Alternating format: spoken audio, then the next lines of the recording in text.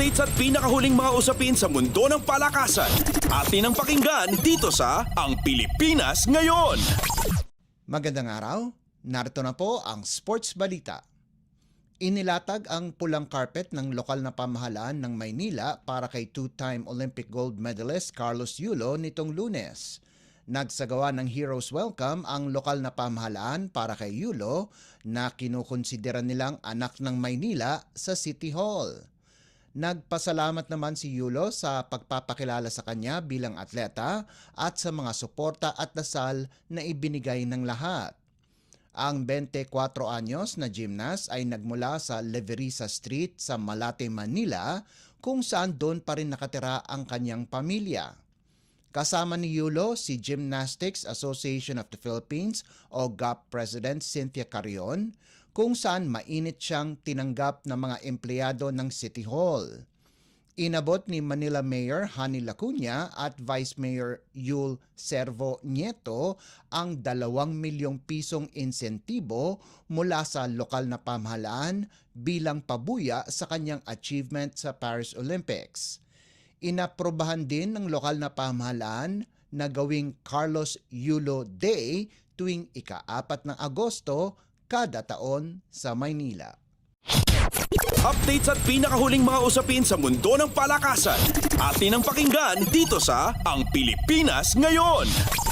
Malaking pagkadismaya ang dinanas ng Gilas Pilipinas Women sa isang masaklap na pagkatalo laban sa ika-8 magaling na koponan sa women's basketball sa buong mundo.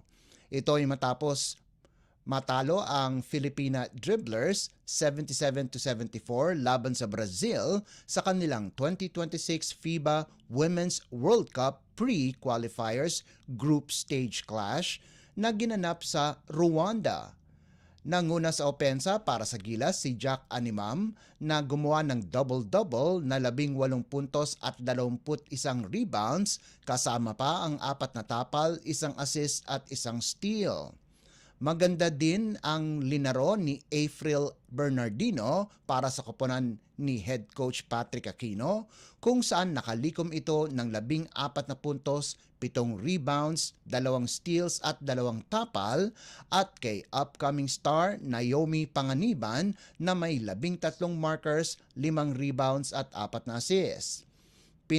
Pinangunahan naman ni Leticia Soares ang koponan ng Brazil sa nagawa nitong 15 markers, 5 rebounds at 1 assist habang nag-ambag si Emanueli de Oliveira ng 13 puntos at sina Maria Albiero at Kaka Martins na nakapagtala ng 12 at 11 puntos ayon sa pagkakasunod.